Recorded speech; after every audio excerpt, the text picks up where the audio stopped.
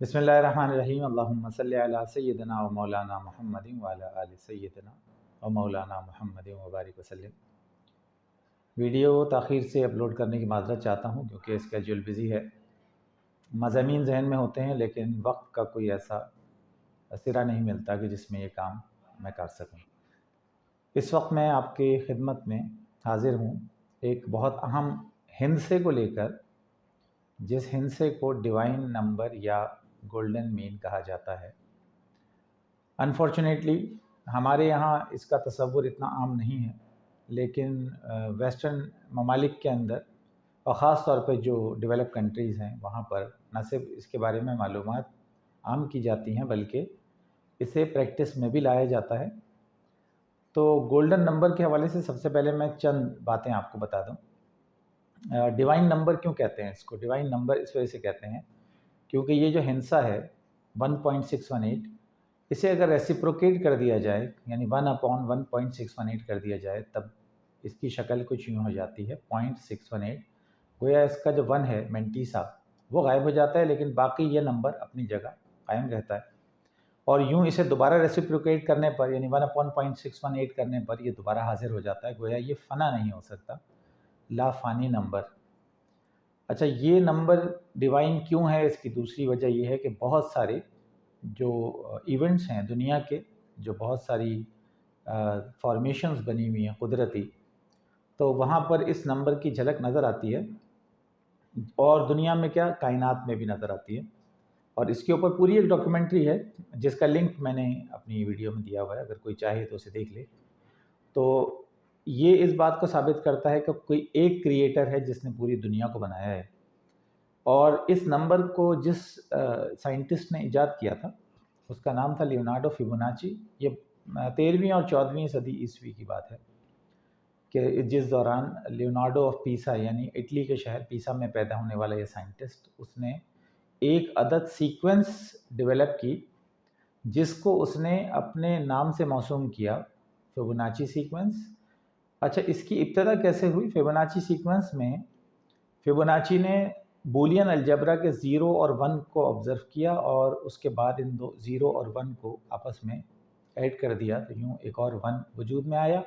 और यूँ 1 और 1 को ऐड कर दिया तो 2 बना, 1 और 2 को ऐड किया तो 3 बना। इसी तरह हर बार गुज़िश्ता 2 एंट्रीज़ का सम जो है लेकर उसने एक नई एंट्री बनाई और ये एक ऐसी सीरीज़ बन गई जिसने कुदरत के राज़ों को डिकोड कर दिया।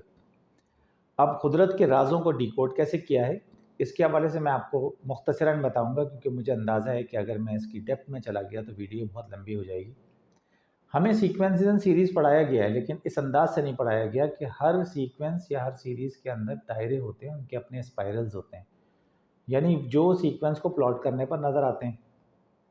अगर मैं फिबोनाची सीक्वेंस को ड्रॉ करना शुरू करूँ बाय मीन्स ऑफ स्क्वायर्स, यानी इसकी हर वैल्यू का एक डब्बा बना दूँ स्क्वायर जिसकी साइड वही हो।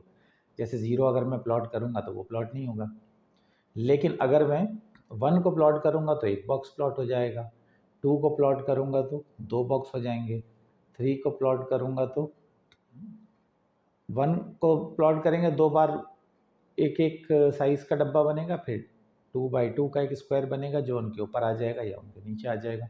इसी तरह 3 उनके साथ एडजस्ट हो जाएगा, फिर 5 का बॉक्स, फिर 8 का बॉक्स। इस तरह फ्रेम जो है वो बिगर होता चला जाता है और इसको फिबोनाची फ्रेम कहा जाता है। अमेरिकन फीमेट्रिक्स प्रोग्राम जो है वो, उसकी जानकारी अगर आप चाहें तो वो भी देख सकते हैं। तो इस वक्त वो बड़ी बड़ी कंपनीज़ के लिए काम कर रहे हैं और वो क्या काम कर रहे हैं वो आप उनके लिंक में जाकर ख़ुद ही मुशाहिदा कर सकते हैं। फ़िलहाल मैं इस फिबोनाची सीक्वेंस के दायरों की बात कर रहा हूँ, तो चूँकि ये एक फीमेट्रिक्स फ्रेम बन चुका है, अगर इसके दरमियान से एक स्पाइरल को गुजार दिया जाए तो वो स्पाइरल जो शक्ल बनाता है वो शक्लें हमें मुख्तलिफ इवेंट्स में नज़र आती हैं, न सिर्फ दुनिया में बल्कि कायनात में भी नज़र आती हैं। और इसी के ऊपर काम करने की ज़रूरत है। जो हमारा गुलाब का फूल है उसकी जो फॉर्मेशन है देखा जाए तो वो भी फिबोनाची नंबर्स पर है कि एक आध पीटल दरमियान में लगी होगी, उसके बाद 2 होंगी, उसके बाद 3 होंगी, उसके बाद 5 होंगी, उसके बाद 8 होंगी और यूँ बन जाता है गुलाब का फूल। अगर पियानो की कीज़ का मुशाहिदा किया जाए तो उसमें बिल्कुल वाज़े तौर पे देखा जा सकता है कि पियानो की जो कीज़ हैं वो 8 कीज़ का पैनल है, क्योंकि सुर जो है वो तो 7 होते हैं, तो वो 8 क्योंकि सा रिपीट होता है, सारे गामा पादा नी सा, तो सा के साथ ये बनते हैं 8। 8 जो है वो फिबोनाची सीक्वेंस में मौजूद है। और सिर्फ 8 वाइट कीज़ नहीं होती, बल्कि उनके ऊपर आपको ब्लैक कीज़ 2 और ब्लैक कीज़ 3 नज़र आ रहे हैं कि 2 और 3 ये मजमूई तौर पे बन गया 5। तो यूँ 2, 3, 5, 8 आपको एक पियानो के पैनल में भी नज़र आता है। क्या ये महज इत्तेफाकात हैं? ऐसा नहीं है, ये रिसर्चेबल बात है। और लियोनार्डो फिबोनाची ने इसके ऊपर काम किया था, और भी बहुत सारे साइंटिस्ट ने इसके ऊपर काम किया। और यहाँ से बात को मैं आगे बढ़ाने से पहले ये बता दूंगा कि ये जो स्पाइरल मैंने बनाया है, इस स्पाइरल को कई जगह मॉडल होते देखा गया है।